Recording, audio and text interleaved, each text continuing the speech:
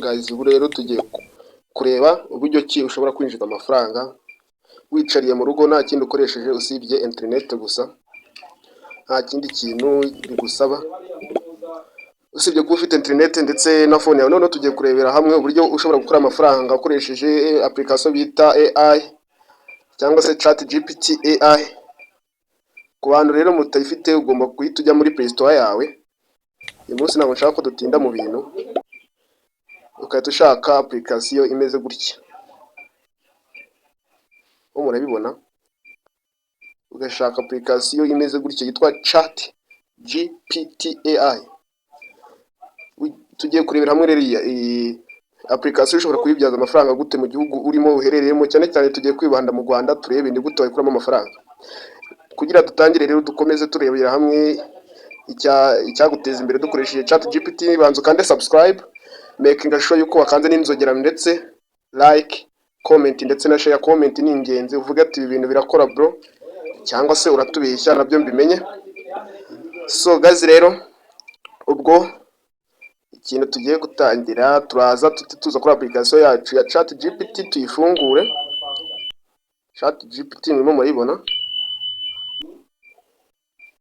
nitumara kuyifungura nawe niko urabigenza.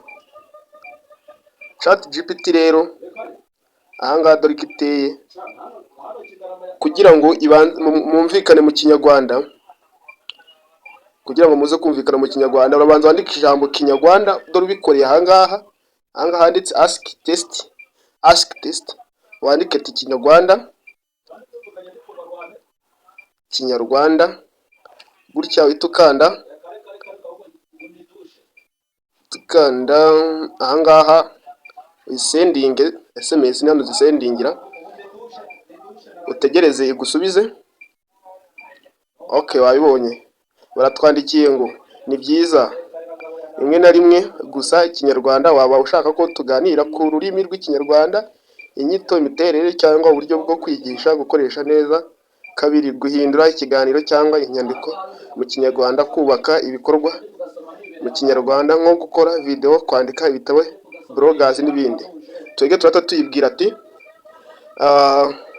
ese tuyibaza ati ese wamfasha kwiteza imbere, ese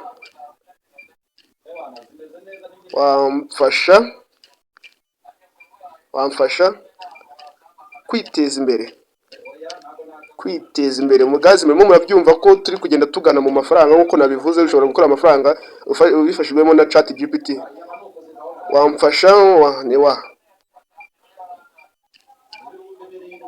Wamfasha kwiteza imbere,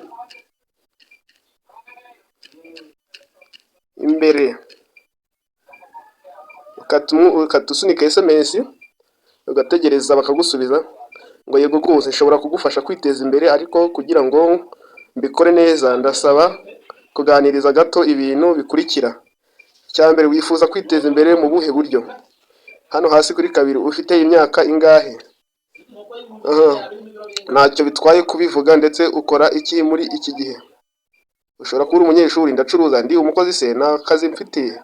Nuko iyo mbonye igisubizo kuri ibyo bibazo nshobora kugufasha inama zihariye, uburyo bwo gutegura gahunda y'iterambere ndetse no kukwereka ibikoresho byagufasha kugeza ku ntego zawe. Tujye tubibwira ati ntuye mu Rwanda,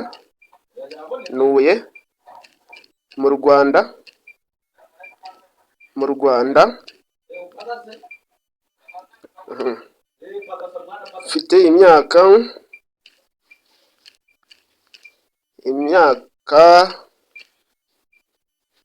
19.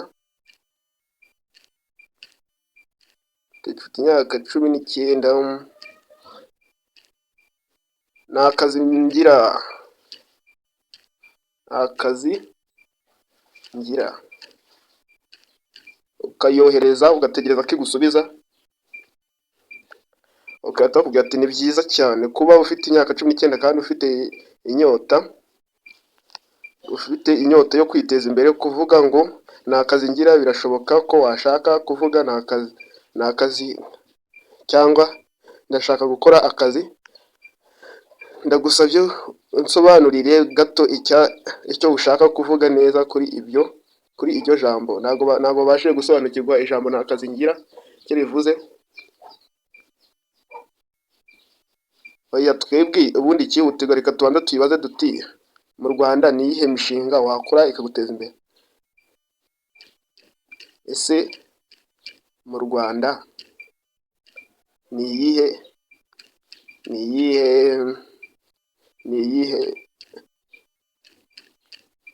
mishinga wakora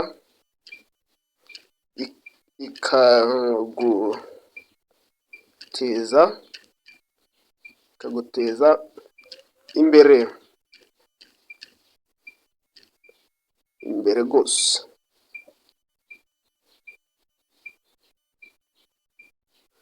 Tugira ati ni ikibazo cyiza cyane, hari imishinga myinshi umuntu yakora mu Rwanda bitewe n'ubushobozi afite, aho atuye, imyaka afite n'icyo akunda. Hano hepfo nakugiriye urugero rw'imishinga 10 ikomeye cyangwa iciriritse ushobora gutangiza mu Rwanda kandi igufasha kwiteza imbere, harimo n'iyo watangira ufite ubushobozi buke. Iyo mishinga rero reka tuyirebe. Ahangaha umushinga wa mbere baratubwira ati imishinga myiza ushobora gutangiza mu Rwanda. Umushinga wa mbere baratubwira ati ni ubucuruzi bw'imbuto n'imboga. Wowe uzajya ubisoma neza bitewe n'icyo ushaka. Ahangaha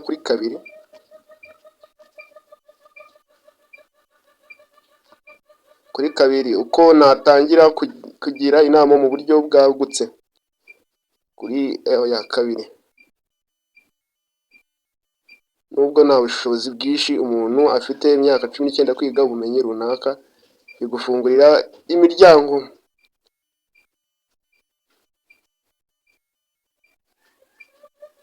Ugasoma paka kugera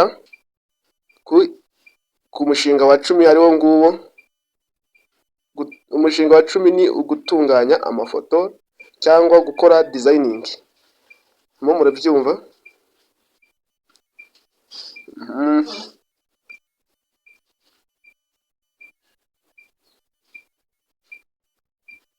Reka tubaze ati ese muri ibyo byose ni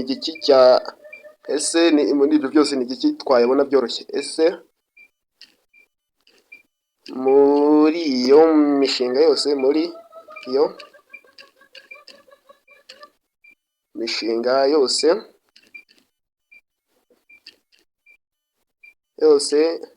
ni ubuhe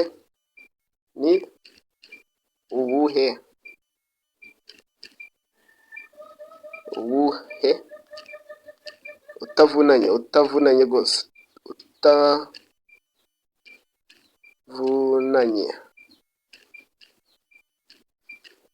utavunanye.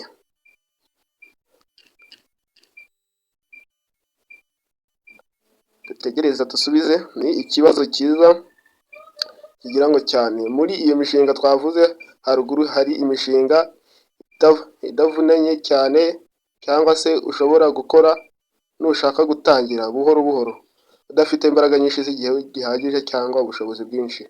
Dore imishinga 5 idakenera imbaraga nyinshi cyangwa itavunanye cyane ariko ikunguka.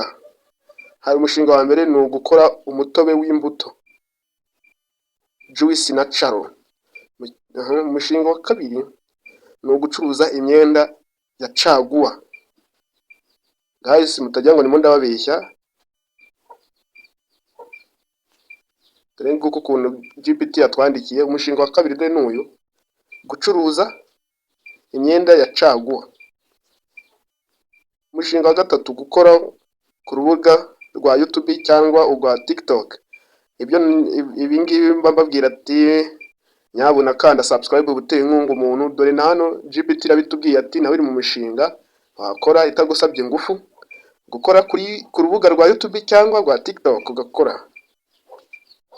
Noneho umushinga wa kane ni ugutunganya amafoto cyangwa designing ukoresheje telefone.